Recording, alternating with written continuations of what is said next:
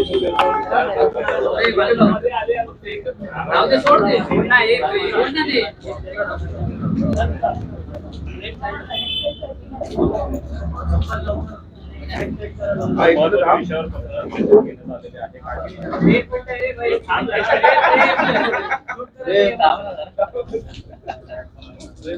तर पहिला मी माझा मुद्दा मांडतो की आम्ही माननीय रेल्वे मंत्री आणि माननीय मुख्यमंत्र्यांना पत्र लिहिलेलं आहे आणि गणेशोत्सवाच्या काळामध्ये अनेक जण मुंबईत गणपती बघायला जातात. येताना त्रिधा तिरपीट होते कारण का ट्रेन नसतात.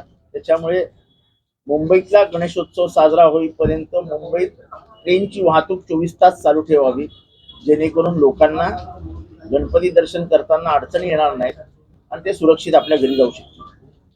तसेच कोकणातल्या सध्याच्या रस्त्याची परिस्थिती पाहता कोकण रेल्वेने पुढील काही म्हणजे उद्यापासूनच अधिकच्या 2 गाड्या सोडाव्यात, जेणेकरून लोकांना आपल्या घरी गणपती उत्सवासाठी कोकणवासियांना जाता येईल आणि तशी सोय केंद्रीय रेल्वे मंत्र्यांनी करावी आणि मुख्यमंत्र्यांनी त्याच्याबाबत रेल्वे मंत्र्यांची चर्चा करावी. अशा प्रकारच्या 2 मागण्या आम्ही ऑलरेडी केलेल्या आहेत. आज त्या पत्रकारांच्या माध्यमातून महाराष्ट्राच्या जनतेला सांगू. त्याचबरोबर महाराष्ट्राची एकंदर परिस्थिती पाहता जसं कर्नाटकाने दुष्काळ जाहीर केला आहे तसाच दुष्काळ महाराष्ट्राने जाहीर करावा अशी आम्ही मागणी करतो.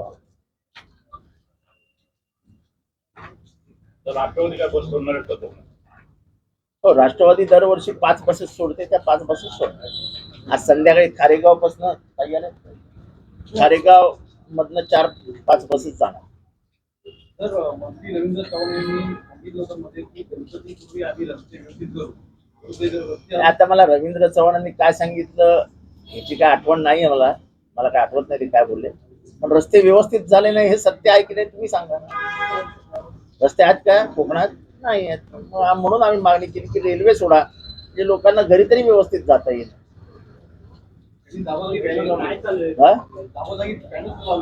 त्याच्यात मला काही इंटरेस्ट नाही, कोणी बॅनर लावून न लावून मला काय करायचं.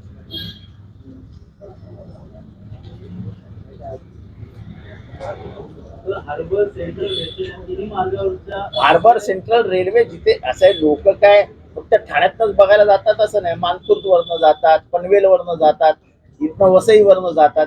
सगळ्यांना घरी जाताना अडचणी येते. तेव्हा रात्रीच्या 2-4 लोकल अधिक वाढवल्या तर लोक आपापल्या घरी सुरक्षित जाऊ शकतील. कारण गरीब माणसासाठी गणपतीचं ते भव्य दिव्य दर्शन म्हणजे तो लालबागचा राजा असो नाही तर गणेश गल्ली असो, त्या गणपतीचं दर्शन घेण्यासाठी लोकांची रांग लागलेली असते. पण मग 1 वाजून 10 मिनिटाची शेवटची लोकल असते. त्यामुळे घाईघाईत यायचं आणि कसं बसं पळून जायचं, त्याच्यापेक्षा जर चालू ठेवलं गणेशोत्सवात तर म्हणजे जसं कलकत्त्यामध्ये जेव्हा देवी माचा उत्सव असतो कालीमातेचा, तेव्हा 24 तास रेल्वे चालू असतात. 24 तास. मग जर कलकत्त्यात होऊ शकतं तर मुंबईत काय नाही होऊ शकत? हे लोकोत्सव आहेत ना. मुलगा, आई वडील, मुलगी असं जर कुटुंब असेल तर ते सगळ्यांना घेऊन येतात, दाखवतात, बघतात, फिरतात. खिशात अल्प पैसे असले तरी ते 5-6 तास त्यांच्या आनंदात जातात. तो आनंद त्यांच्यापेक्षा हिरावून घेण्यापेक्षा त्यांच्या आनंदात वाढ व्हावी याच्यासाठी हा प्रयत्न करावा. अशा बसेस जाद्या सोडण्यात म्हणजे काय खड्ड्यात जायचं ना, म्हणजे पाठीचा मसाज करत करत जायचं. मराठा आंदोलनामध्ये आवडांनी काहीतरी आरोप करण्यात आला. असे मूर्ख म्हणजे मला या आपल्या प्रश्नांची उत्तरं पण द्यायची नाही. लोकलचा विषय आपण घेतलेला आहे, परंतु मुंबईमध्ये पाहिलं तर मुंबईची जी रंगवाहिनी बेस्ट म्हटली जाते ती रात्री 12 ते सकाळी 5 ही बेस्ट पूर्णपणे बंद असते. त्या संदर्भात आपला काही त्या संबंधात देखील आम्ही म्हटलेलं आहे की त्याही 24 तास सुरू ठेवावं.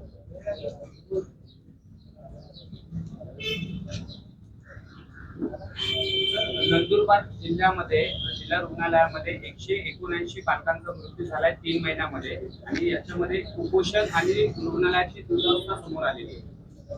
औरंगाबादला काल जे काय म्हणजे उद्यापासून जे काय होणार आहे त्याच्यातलं थोडं जेवण नंदुरबारला पाठवलं असतं तर वाचले असते लोक. तर औरंगाबादमध्ये कॅबिनेटची बैठक आहे आणि मोठे मोठे पॅकेज जाहीर होणार आहे. इकडे दुष्काळ जाहीर केला. असे अनेक पॅकेजेस जाहीर केलेले आम्ही बघितले आणि ते पॅकेजेस पॅक होऊन कुठे गेले ते कळलंच नाहीये. अद्यापही दुष्काळ जाहीर केलेला नाही, मात्र आता पॅकेज जाहीर करतात. दुष्काळाचं पॅकेज वेगळं असणार आहे. त्याचा फक्त आपण घेऊ शकतो. अहो दररोज काहीतरी नवीन सांगायचं आणि परत त्याच्यापेक्षा जास्ती मोठं दुसऱ्या दिवशी सांगायचं. त्या आदल्या दिवशीचा माणूस विसरूनच जातो. ग्लोबलची इमारत उत्तर देऊ नये असं मनसेने मागणी केली. काय ग्लोबल काय?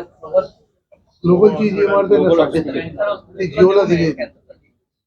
अहो अजून अख्खं ठाणं जिओला द्यायचं राहिलंय. तुम्ही एका इमारतीचे काय गोष्टी करता? त्यानंतर तुमचं घर पण जिओकडे असेल. जिओ ना जितो जितो. तर पुण्याचे उद्योजक आहेत प्रफुल्ल सारडा यांनी माहितीच्या अधिकाऱ्यामध्ये अशी माहिती मिळवली की मुख्यमंत्री उद्धव ठाकरे असताना सर्वात जास्त उद्योगधंदे हे महाराष्ट्रात आहेत. आज सगळीकडे आलंय ना, सगळीकडे आलंय. असं की त्या काळात स्टेबिलिटी होती, स्थिरता होती. त्याच्यामुळे उद्योगधंद्यांना स्थिरता लागते. त्यावेळेस कुठे जातीय तणाव नव्हता, धार्मिक तणाव नव्हता. लोकांना हवामान म्हणजे धार्मिक सामाजिक हवामान हे शांत लागतं, स्थिर लागतं. तेव्हा लोक उद्योगधंदे घेऊन येतात. हे आल्यापासून दररोज जंगली, दररोज तणावग्रस्त वातावरण, राजकारणी म्हणजे हा मोठा का मी मोठा, तो मोठा का मी मोठा, उपमुख्यमंत्री इथला मोठा का तिथला मोठा, मग त्यांच्यापेक्षा मी मोठा, असं या लफड्यामध्ये ते उद्योजक म्हणतात इथे न गेलेलं बरं. म्हणजे ह्याला भेटला तर ह्याला राग, ह्याला भेटला तर याला.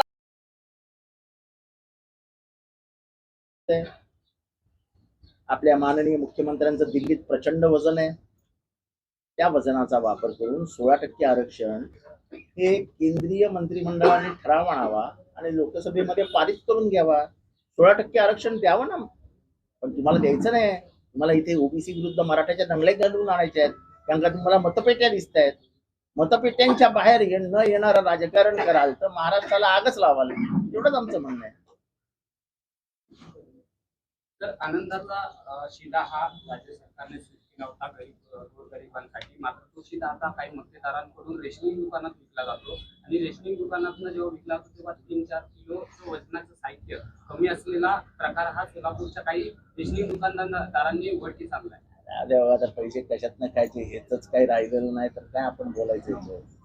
पैसे खायचे, ते कसे खायचे त्याला काय बंधन नाही. सर, मुख्यमंत्र्यांची संकल्पना मांडली की बदलतं खाणं, मात्र त्या बदलत्या खाण्यामध्ये लोकांना मनस्ताप पण होतोय. काल कंत्राटी कर्मचाऱ्यांनी संप केला होता. त्या संपाचा मनस्ताप संध्याकाळपर्यंत नागरिकांना झाला. त्या जे कर्मचारी जे त्यांच्या पगारातलं जीएसटी त्या दोन्ही ज्यांना कंत्राट दिलं त्यांनी काढलं. त्या दोन्ही कंत्राटदारांना निलंबित संपाचा दुसरा दिवस आहे. संपात दुसरा दिवस असं आहे की तुम्हाला गांभीर्यच नाहीये. मी आता एक चॉकलेट देत आहे अख्ख्या महाराष्ट्राला की आम्ही भरती करणार आहोत. काय भरती करणार आहात? कंत्राटी कर्मचारी, कंत्राटी ऑफिसर. हे का करताय तुम्ही? तर तुम्हाला मागासवर्गीयांना आरक्षण द्यायचं नाहीये. जर शासनामार्फत आरक्षण केलं गेलं, नोकऱ्या दिल्या गेल्या तर आरक्षण लागू होतं. म्हणजे ओबीसी, बीसी, एससी, एसटी या सगळ्यांना नोकऱ्या मिळतात. तुम्हाला गरीब जे तुमचे समाजातील सहकारी आहेत, बांधव आहेत, त्यांना तुम्हाला हे काही देऊच द्यायचं नाहीये. कारण का कॉन्ट्रॅक्टला काही बंधनं नसतात. बरं, कॉन्ट्रॅक्टचा एक सोपा साधा उपाय असतो. उद्या सकाळपासून कामाला येऊ नको असं सांगितलं की तो माणूस काहीच करू शकत नाही. प्लस त्याला बोनस नाही, त्याला ग्रॅच्युटी नाही. रिटायर झाला तर त्याच्यानंतर त्याला पेन्शन नाही, कशाचाच लाभ त्याला मिळणार नाही. आणि मग मोठ्यापणाने तोंडाने येऊन सांगायचं आम्ही 1.5 लाख लोकांची भरती करणार आहोत. अहो कशी करणार आहात? इथल्या गरिबांना जगूच द्यायचं नाही तर मग तुम्ही सगळं करा. काय करणार? बोलणार काय त्यांना? तर उपमुख्यमंत्री देवेंद्र फडणवीस म्हणाले होते की विद्यार्थ्यांना गांभीर्य यासाठी 1000 कोटी देणार आहे. तलाठी भरतीमध्ये जवळपास 15 लाख लोकांनी फॉर्म भरले होते, परंतु आता तेवढं तक्रारी आल्या की बऱ्याच ठिकाणी परीक्षेचे पेपर फुटले, गैरप्रकार समोर आला. गांभीर्य सरकारमध्ये असावं, विद्यार्थ्यांमध्ये नाही. 1000 रुपये घेतल्यानंतर गांभीर्याने परीक्षा घ्यायला पाहिजे होतात. थोडा अभ्यास करून गेली होती, पण गांभीर्य सरकारनेच दाखवलं. तर शहरात अनेक दुभाजक लावले जाते. सुमित बाबांचं नाव समोर येते. त्यामुळे लोकांना डोकेदुखी झाली आहे दुभाजकामुळे. नागरिकांना ट्रॅफिक हे बघा, सुमित बाबांमुळे तुम्हाला दुखी झाले असेल तर त्याला काय करायचंय, पण सुमित बाबामुळे मुख्यमंत्र्यांचे दिवस चांगले जातात असं सगळं शहरात चर्चा आहे. आता तुमच्यापेक्षा त्यांचं सुख महत्वाचं आहे. त्या सुखामध्ये जर सुमित बाबा काही करत असेल तर सुमित बाबाला तुम्ही करू द्यायला पाहिजे. शेवटी आपल्या मुख्यमंत्र्यांची काळजी आपण घ्यायला पाहिजे. जर सुमित बाबा काही करत असेल आपल्या मुख्यमंत्र्यांची तर आपण सुमित बाबाच्या मागे उभं राहिलं पाहिजे, काळजी घेतली पाहिजे सुमित बाबाची. तुम्ही लोकच त्याला कॉन्ट्रोवर्सी मध्ये आणता. मोठ्या प्रमाणात वाहतूक कोंडी शाळेत अहो झाली तर झाली, पण मुख्यमंत्री सुखी आहेत ना. मुख्यमंत्र्यांच्या सुखामध्ये कुठेही कमतरता येऊ नये म्हणून सुमित बाबा काही करत असेल तर सुमित बाबाला पाठिंबा दिला पाहिजे. शेवटी मुख्यमंत्र्यांना सांभाळणं हे तमाम पत्रकारांचं काम आहे. तुम्ही थोरात साहेब असं करू नका. तर अनेक ठिकाणी तक्रारी आल्या तर अनेक गेले मात्र अहो परत मी तुम्हाला तेच सांगतो, मुख्यमंत्री खुश राहिले पाहिजेत ना. 4 माणसं रगडली गेली, 4 माणसं अडचणीत सापडली, 4 माणसांना त्रास झाला, काय फरक पडतो. संबंध महाराष्ट्राचे मुख्यमंत्री हे शांततेने झोपी गेले पाहिजे. त्यांना जेवण व्यवस्थित केलं पाहिजे, त्यांच्या घरात सुखशांती आणली पाहिजे ही मी गणपतीच्या चरणी प्रार्थना करीन. आणि सुमित बाबाला अजून तांत्रिक मांत्रिक शक्ती येऊ अशी पण प्रार्थना करीन. तर अनेक ठिकाणी घोडबंदर मार्गावरील जे हे वाहतूक विभागाचे जे डिपे होते त्या हटवून तिथे शौचालय बांधून वरती होल्डिंग देखील उभारण्यात आलेले आहेत. आता कुठेही मुता आणि होर्डिंग बांधा असं एक नवीन संकल्पना महाराष्ट्रात ठाण्यात आली आहे. मुतायला जागा शोधा, तिथे मुता, तिथे मुतारी बांधा आणि वरती होर्डिंग बांधा. म्हणजे असं आहे, मुताल तिथे होर्डिंग. कळवा रुग्णालयाचा अहवाल अजून आलेला नाही आहे. कळवा रुग्णालयाचा अहवाल समितीचा अहवाल अजून देखील आलेला नाही. 18 मध्ये मी ऐकलं की ते कुठल्या तरी राज्य सरकारचे कोणीतरी अधिकारी आहेत, ते त्याची चौकशी करतायत. आणि चौकशी करताना नेहमी मग तुम्हाला अधिकार नसतो विचारायचा कुठपर्यंत आले. गांभीर्याने चौकशी होते असंच उत्तर मिळतं. सर, दिल्ली में इंडिया गठबंधन की बैठक के दौरान 14 चैनलों का जानकर उनका बहिष्कार डाला गया, उस बारे में क्या राय है? देखो ऐसा है कि हम सब गांधी जी के भक्त हैं, हम गांधी जी के विचारों के पीछे चलने वाले लोग हैं. आपने देखा कि जब दुनिया के पूरे नेता यहाँ आए थे तो उन्होंने पहली बार जाके कहाँ पे नमन किया, तो वो थे गांधी जी की स्मृति स्थल पे. तो गांधी जी ने जो हथियार अपनाया था स्वतंत्रता के युद्ध में, वो था सिविल डिसोबीडियंस, जिसको हम कहते हैं कि कानून नहीं मानना, असहकार का आंदोलन. तो असहकार का जब आंदोलन आता है तब मैं आपसे बात नहीं करना चाहता हूं कि क्योंकि मुझे आपके विचारों से नहीं जम रहा है, तो मैं आपको असहकार कर देता हूं कि मैं तुमसे सहकार करूं, तुम तुम्हारा काम करते रहो लेकिन मैं तुम्हारे से बात नहीं करूंगा. तो मुझे मेरी बात रखने में मेरा अधिकार है. जैसे तुमको तुम्हारी बात रखने में अधिकार है, वैसे मुझे मेरी बात रखने में अधिकार है. और गांधी जी ने वही कहा था. हम तो सिर्फ गांधी जी का जो हमको सिखाया गया हथियार था उसका इस्तेमाल कर रहे हैं. नॉन कोऑपरेशन हथियार अपनाया था स्वतंत्रता के युद्ध में, वो था सिविल डिसोबीडियंस, जिसको हम कहते हैं कि कानून नहीं मानना, असहकार का आंदोलन. तो असहकार का जब आंदोलन आता है तब मैं आपसे बात नहीं करना चाहता हूं कि क्योंकि मुझे आपके विचारों से नहीं जम रहा है, तो मैं आपको असहकार कर देता हूं कि मैं तुमसे सहकार करूं, तुम तुम्हारा काम करते रहो लेकिन मैं तुम्हारे से बात नहीं करूंगा. तो मुझे मेरी बात रखने में मेरा अधिकार है. जैसे तुमको तुम्हारी बात रखने में अधिकार है, वैसे मुझे मेरी बात रखने में अधिकार है. और गांधी जी ने वही कहा था. हम तो सिर्फ गांधी जी का जो हमको सिखाया गया हथियार था उसका इस्तेमाल कर रहे हैं. नॉन कोऑपरेशन, आप करो जो करना है, हम आपसे नहीं जुड़ेंगे. इसमें इतना आप दुखी होने का क्या कारण है? औरंगाबाद में मंत्रिमंडल की बैठक है, लेकिन जिन मंत्रियों के लिए प्लेट लाए जाएंगे खाने के, जिसकी कीमत 1000 रुपए से लेके और बताई जा रही है, इस तरीके से खर्च अरे 50 का दिया है यार, 1500, 3000, 5000 गया तो क्या फर्क गिरता है? क्या बात कर रहे हैं यार? सर, राज्य दुष्काळाच्या उंबरठ्यावरून घुसले. अनेक ठिकाणी लोकांना पिण्यासाठी पाणी नाही, जनावरांना चारा नाहीये. मात्र शासन आपल्या दारी आज या कार्यक्रमाच्या माध्यमातून मोठ्या शासन आपले दारी आणि महाराष्ट्र झाला भिकारी. काय करणार त्याला तुम्ही आता? झालं. जय हिंद, जय महाराष्ट्र. ऑनलाईन गणपती गणेशोत्सव घरगुती एक मिनिट महत्वाचं.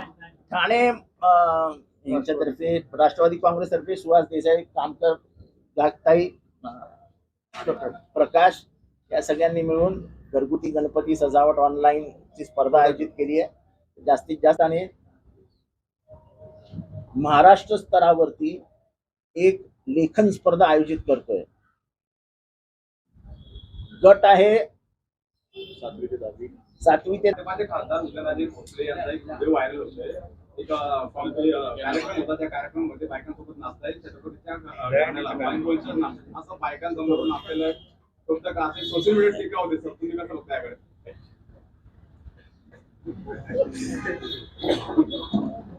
कोणाचंही आरक्षणाला धक्का न लावता मराठ्यांना आरक्षण मिळायलाच हवं ही शरद पवारांची पहिल्यापासूनची भूमिका आहे आणि त्या भूमिकेबाबत ठाम आहोत. माझा प्रश्न हा आहे की 18 तारखेला विशेष अधिवेशन सुरू होत आहे. आपल्या माननीय मुख्यमंत्र्यांचं दिल्लीत प्रचंड वजन आहे. त्या वजनाचा वापर करून 16% आरक्षण हे केंद्रीय मंत्रिमंडळाने ठराव आणावा आणि लोकसभेमध्ये पारित करून द्यावा. 16% आरक्षण द्यावं ना. पण तुम्हाला द्यायचं नाही. तुम्हाला इथे ओबीसी विरुद्ध मराठ्याच्या दंगली घालून आणायच्या आहेत. कारण का तुम्हाला मतपेट्या दिसत आहेत. मतपेट्यांच्या बाहेर येणारा राजकारण कराल तर महाराष्ट्राला आगच लावाल. एवढंच आमचं म्हणणं आहे. औरंगाबादला काल जे काय उद्यापासून जे काय होणार आहे त्याच्यातलं थोडं जेवण नंदुरबारला पाठवलं असतं तर वाचलं. सर, औरंगाबाद कॅबिनेटची बैठक आहे आणि मोठे पॅकेज जाहीर होणार. एकीकडे दुष्काळ जाहीर केला असे नाही, अनेक पॅकेजेस जाहीर केलेले आम्ही बघितले आणि ते पॅकेजेस पॅक करून कुठे गेले ते कळलंच नाही. अद्यापही दुष्काळ जाहीर केलेला नाही. मात्र आता पॅकेज जाहीर करतात आणि दुष्काळाचं पॅकेज वेगळं असणार आहे. कसं बघतात अजून अहो, दररोज काहीतरी नवीन सांगायचं आणि परत त्याच्यापेक्षा जास्ती मोठं दुसऱ्या दिवशी सांगायचं. ते आदल्या दिवशीचा माणूस विसरूनच जातो. ग्लोबलची किंमत हे पहिल्या दिवसातच नव्हतं, आज नवीन म्हणतात काय पुन्हा म्हणजे होते ना. परिस्थिती तशी येते ना. झाली ना आता परवा कुठे दंगल झाली रे साताऱ्याला. आणि ते साताऱ्याला दंगल कोणामुळे झाली? तर एका पोराने फेसबुक अकाउंट दुसऱ्याच्या नावाने तयार केलं आणि त्याच्यावरती चुकीचं पोस्ट केलं आणि त्याच्यामुळे दंगल झाली. तो पोराचं नाव काय होतं?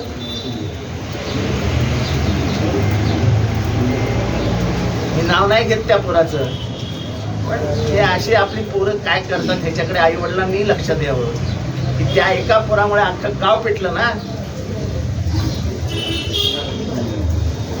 पण लोकांना हे आता दिसायला लागले. लोक काय या जाळ्यात अडकणार नाही. राज्यामध्ये दिलेलं आहे. आणि गणेशोत्सवाच्या काळामध्ये अनेक जण मुंबईत गणपती बघायला जातात.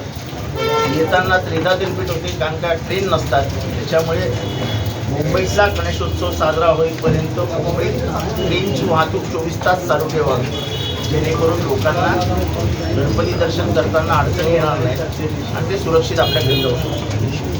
तसेच कोकणातल्या सध्याच्या रस्त्याची परिस्थिती पाहता कोकण रेल्वेने पुढील काही उद्यापासूनच अधिकच्या 2 गाड्या सोडाव्यात जेणेकरून लोकांना आपल्या घरी गणपती उत्सवासाठी कोकणवासियांना जाता येईल आणि तशी सोय केंद्रीय रेल्वे मंत्र्यांनी करावी आणि मुख्यमंत्र्यांनी त्याच्याबाबत रेल्वे मंत्र्यांची चर्चा करावी. अशा प्रकारच्या 2 मागण्या आम्ही ऑलरेडी केलेल्या आहेत. आज त्या पत्रकारांच्या माध्यमातून महाराष्ट्राच्या जनतेला सांगतो. त्याचबरोबर महाराष्ट्राची एकंदर परिस्थिती पाहता जसं कर्नाटकाने दुष्काळ जाहीर केला आहे तसाच दुष्काळ महाराष्ट्राने जाहीर करावा अशी आम्ही मागणी करतो. राष्ट्रवादीला बस सोडणार असं कोण म्हणालं? मुख्यमंत्री ग्रेट इकॉनॉमिस्ट आहेत, त्याच्यामुळे त्यांच्यावर आपली काय पोच नाही देऊ, भौतिक पोच नाही. तर रामदेव बाबा म्हणतात सनातन धर्मावर जे अपमान करतात त्यांना येणाऱ्या 2024 साली मोक्ष मिळेल. काय मिळेल? 2024 मोक्ष मिळेल. मोक्ष म्हणजे आम्ही म्हणणार चांगलं आहे, काय वाईट आहे? मौत सबको आनी है, कौन इससे छूटा है. चांगलं आहे. रामदेव बाबांना सगळ्यांचा मोक्ष दिसत असेल, चांगलं आहे. त्यांनी आम्हाला विचारलेल्या प्रश्नाचं उत्तर द्यावं ना. चारवाकाला का मारला? बसवेश्वर अण्णाला का मारला? ज्ञानेश्वरांच्या आई वडिलांना का मारलं? तुकारामाच्या गाथा नदीत का फेकल्या? शिवाजी महाराजांच्या राज्याभिषेकाला नाकार का दिला? ज्योतिबा फुलेंना मारण्याचं प्लॅनिंग कोणी केलं? सावित्रीबाई फुलेंच्या अंगावरती दगडगोटे शेड कोणी मारलं? शाहू महाराजांना मारण्याचं प्लॅनिंग कोणी केलं? शाहू महाराजांना बदनाम करण्याचा प्रयत्न कोणी केला?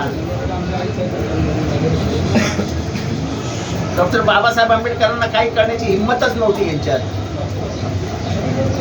डॉक्टर बाबासाहेब आंबेडकरांनी सनातन धर्माच्या विरोधात जाऊन हा धर्म चुकीचा आहे, हा जातीयवाद आणि धार्मिक द्वेष पसरवतो, ह्याच्यामुळेच वर्ण व्यवस्था जन्माला आली, म्हणून मनुस्मृती जाळली. कोणाची हिंमत नाही झाली अडवण्याची. त्यांना मारायला गेले होते, मार खाऊन परत आले. आणि मारणारे पण सवर्ण होते. जे बाबासाहेबांच्या बाजूने उभे राहिले ते सवर्ण होते. तिथलं अख्खं चिटणीस कुटुंब बाबासाहेबांच्या बाजूने उभं राहिलं. जे त्यावेळेसचे तिथले नगराध्यक्ष होते महाडचे. महाडचं 14 तळ्याचं आंदोलन कोणाविरुद्ध झालं? विशिष्ट समाजाला पाणी पिता येणार नाही, पाणी पिऊ देणार नाही, हे कोणी सांगितलं होतं? जर अशांचीच परत राज्य व्यवस्था येणार असेल तर आमच्यासारख्या लोकांचं काय होणार? काळामारा मंदिरात बाबासाहेबांना का स्वतःला जावं लागलं?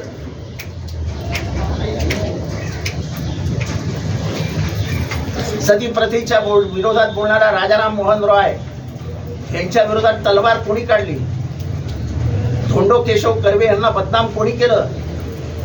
गोपाळ गणेश रगरकर यांची अंतयात्रा, जिवंतपणाने अंतयात्रा कोणी काढली?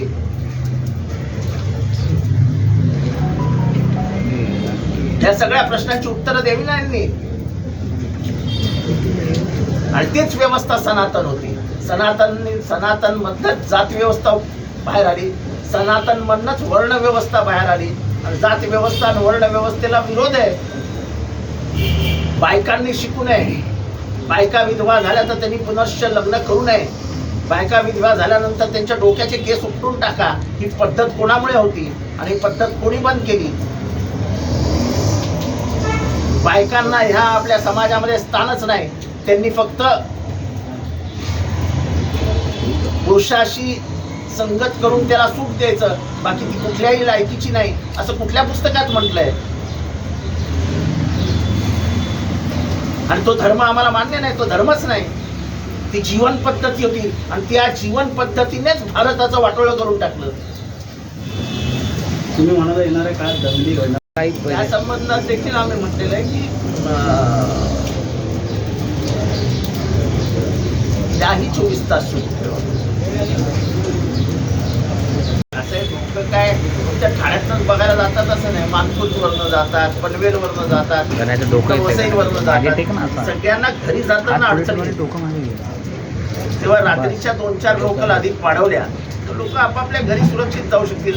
कारण गरीब माणसासाठी गणपतीचं ते भव्य दिव्य दर्शन, म्हणजे तो लालबागचा राजा असो नाही तर गणेश गल्ली असो, त्या गणपतीचं दर्शन घेण्यासाठी लोकांची रांग लागलेली असते. पण मग 1 वाजताची 1 वाजून 10 मिनिटाची शेवटची लोकल असते. त्यामुळे काही घ्यायचं आणि कसं कसं पळून जायचं, त्याच्यापेक्षा जर चालू ठेवलं गणेशोत्सवात तर म्हणजे जसं कलकत्त्यामध्ये जेव्हा देवी माचा उत्सव असतो कालीमातेचा, तेव्हा 24 तास रेल्वे चालू असतात. 24 तास. मग जर कलकत्त्यात होऊ शकतं तर मुंबईत काय नाही होऊ शकत? हे लोकोत्सव आहेत ना. मुलगा आई वडील मुलगी असे जर कुटुंब असेल तर ते सगळ्यांना घेऊन येतात, दाखवतात, बघतात, फिरतात. खिशात अल्प पैसे असले तरी ते 5-6 तास त्यांच्या आनंदात जातात. तो आनंद त्यांच्यापासून हिरावून घेण्यापेक्षा त्यांच्या आनंदात वाढ व्हावी याच्यासाठी हा प्रयत्न करावा. गणेशोत्सवासाठी बसेस ज्यादा सोडण्यात आलेल्या आहेत, मात्र अशा बसेस ज्या सोडल्यात म्हणजे काय खड्ड्यात जायचं ना, म्हणजे पाठीचा मसाज करत करत जायचं. मराठा आंदोलनामध्ये 5 बसेस सोडतील त्या 5 बसेस सोडतील. आज संध्याकाळी खारेगाव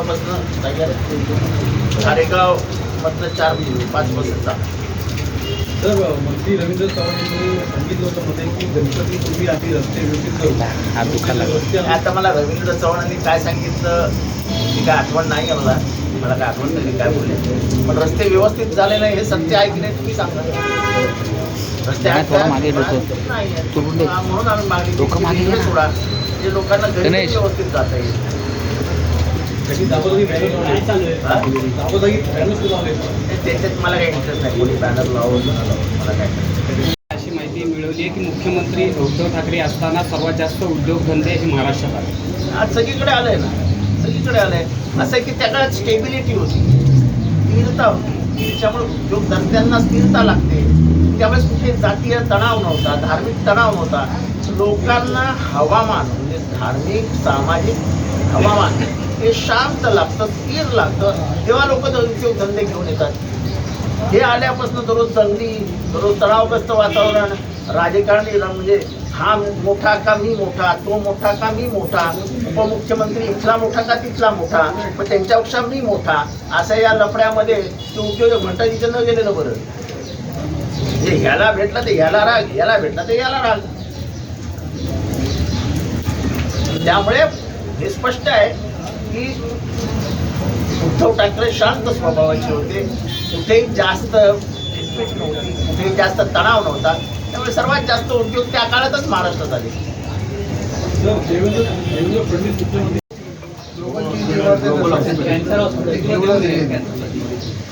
अजून अख्खं ठाणं जिओला द्यायचं राहिलंय. एका इमारतीचे काय गोष्टी करताय. कालांतराने तुमचं घर पण जिओकडे असेल. जिओ नाही जितो. सर पुण्याचे उद्योजक आहेत प्रफुल्ल मुख्यमंत्री हे शांततेने सुखी गेले पाहिजे, त्यांना जीवन व्यवस्थित केलं पाहिजे, त्यांच्या घरात सुखशांती नांदली पाहिजे ही मी गणपतीच्या चरणी प्रार्थना करीन. आणि सुमित बाबाला अजून तांत्रिक मांत्रिक शक्ती येऊ अशी पण प्रार्थना करीन. सर अनेक ठिकाणी घोडबंदर मार्गावरील जे हे वाहतूक विभागाचे जे डिपे होते त्या हटवून तिथे शौचालय बांधून वरती होल्डिंग देखील उभारण्यात आलेलं आहे. आता कुठेही मुता आणि होर्डिंग बांधा असा एक नवीन संकल्पना महाराष्ट्रात ठाण्यात आली. मुतायला जागा शोधा, तिथे मुता, तिथे मुतारी बांधा आणि वरती होर्डिंग बांधा. हे असं आहे, मुताल तिथे होर्डिंग. कळवा रुग्णालयाचा अहवाल अजून आलेला नाही आहे. कळवा रुग्णालयाचा अहवाल, समितीचा अहवाल अजून देखील आलेला नाही आहे. 18 व्यक्ती. मी ऐकलं की ते कुठल्या तरी राज्य सरकारचे कोणीतरी अधिकारी आहेत, ते त्याची चौकशी करतायत. आणि चौकशी करताना नेहमी मग तुम्हाला अधिकार नसतो विचारायचा तिथपर्यंत आले. गांभीर्याने चौकशी होते असंच उत्तर मिळतं. सर दिल्ली में इंडिया गठबंधन की बैठक के दौरान 14 चैनलों को जानकर उनका बहिष्कार डाला गया, उस बारे में क्या रहा है? पैसा है म्हणजे मला या अशा प्रश्नाची उत्तरं पण द्यायची. रोटी झाले असेल तर त्याला काय करायचं आहे. पण सुमित बाबामुळे मुख्यमंत्र्यांचे दिवस चांगले जातात असं सगळं शहरात चर्चा आहे. आता तुमच्यापेक्षा त्यांचं सुख महत्त्वाचं आहे. त्या सुखामध्ये जर सुमित बाबा काही करत असेल तर सुमित बाबाला तुम्ही करू द्यायला पाहिजे. शेवटी आपल्या मुख्यमंत्र्यांची काळजी आपण घ्यायला पाहिजे.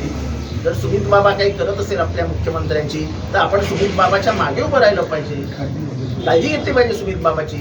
तुम्ही लोक उगाच त्याला कॉन्ट्रोवर्सीमध्ये आणता. वाहतूक कोंडी शाळेत सुटण्याची झाली तर झाली, पण मुख्यमंत्री सुखी आहेत ना. मुख्यमंत्र्यांच्या सुखामध्ये कुठेही कमतरता येऊ नये म्हणून सुमित बाबा काही करत असेल तर सुमित बाबाला पाठिंबा दिला पाहिजे. शेवटी मुख्यमंत्र्यांना सांभाळणं हे तमाम पत्रकारांचं काम आहे. तुम्ही थोरात साहेब असं करू नका. कर्मचारी त्यांच्या पगारानं जीएसटी ज्या दोन्ही ज्यांना कंत्राट दिलं त्यांनी काढलं, त्या दोन्ही कंत्राटदारांना निलंबित म्हणजे कारवाई केलं. संपाचा दुसरा दिवस आहे सर. संपात दुसरा दिवस असं आहे की तुम्हाला गांभीर्यच नाही आहे. जिल्ह्यात एक चॉकलेट देत आहेत अख्ख्या महाराष्ट्राला की आम्ही भरती करणार आहोत. काय भरती करणार आहात? कंत्राटी कर्मचारी, कंत्राटी ऑफिसर. हे का करताय तुम्ही? तर तुम्हाला मागासवर्गीयांना आरक्षण द्यायचं नाही आहे. जर शासनामार्फत आरक्षण केलं गेलं, नोकऱ्या दिल्या गेल्या तर आरक्षण लागू होतं. म्हणजे ओबीसी, BC, SC, ST त्या सगळ्यांना नोकऱ्या मिळतात. तुम्हाला या गरीब जे तुमचे समाजातील सहकारी आहेत, बांधव आहेत, त्यांना तुम्हाला हे काही देऊच द्यायचं नाही आहे. कारण का कॉन्ट्रॅक्टला काही बंधनं नसतात. बरं, कॉन्ट्रॅक्टचा एक सोपा साधा उपाय असतो. उद्या सकाळपासून कामाला येऊ नको असं सांगितलं की तो माणूस काहीच करू शकत नाही. प्लस त्याला बोनस नाही, त्याला ग्रॅच्युटी नाही. रिटायर झाला तर त्याच्यानंतर त्याला पेन्शन नाही, कशाचाच लाभ त्याला मिळणार नाही. आणि मग मोठ्यापणाने तोंडाने येऊन सांगायचं आम्ही 1.5 लाख लोकांची भरती करणार आहोत. अहो, कशी करणार आहात? इथल्या गरिबांना जगूच द्यायचं नाही तर मग तुम्ही सगळं करा. काय करणार? बोलणार काय त्यांना? सर, उपमुख्यमंत्री देवेंद्र फडणवीस म्हणाले होते की विद्यार्थ्यांना गांभीर्य यासाठी 1000 रुपये घेणार आहे तलाठी भरतीमध्ये. जवळपास 15 लाख लोकांनी. हम गांधी जी के विचारों के पीछे चलने वाले लोग हैं. आपने देखा कि जब दुनिया के पूरे नेता यहाँ आए थे तो उन्होंने पहली बार जाके कहाँ पे नमन किया? तो वो थे गांधी जी की स्मृति स्थल पे. तो गांधी जी ने जो हथियार अपनाया था स्वतंत्रता के युद्ध में, वो था सिविल डिसोबीडियंस, जिसको हम कहते हैं कि कानून नहीं मानना, असहकार का आंदोलन. तो असहकार का जब आंदोलन आता है तब मैं आपसे बात नहीं करना चाहता हूं कि क्योंकि मुझे आपके विचारों से नहीं जम रहा है, तो मैं आपको असहकार कर देता हूं कि मैं तुमसे सहकार तुम तुम्हारा काम करते रहो, लेकिन मैं तुम्हारे से बात नहीं करूंगा. तो मुझे मेरी बात रखने में मेरा अधिकार है. जैसे तुमको तुम्हारी बात रखने में अधिकार है, वैसे मुझे मेरी बात रखने में अधिकार है. और गांधी जी ने वही कहा था. हम तो सिर्फ गांधी जी का जो हमको सिखाया गया हथियार था उसका इस्तेमाल कर रहे हैं. नॉन कोऑपरेशन आप करो जो करना है, हम आपसे नहीं जुड़ेंगे. इसमें इतना आप दुखी होने का क्या कारण है? औरंगाबाद में मंत्रिमंडल की बैठक है लेकिन 3 मंत्री झाला भिकारी. काय करणार त्याला तुम्ही आता? झालं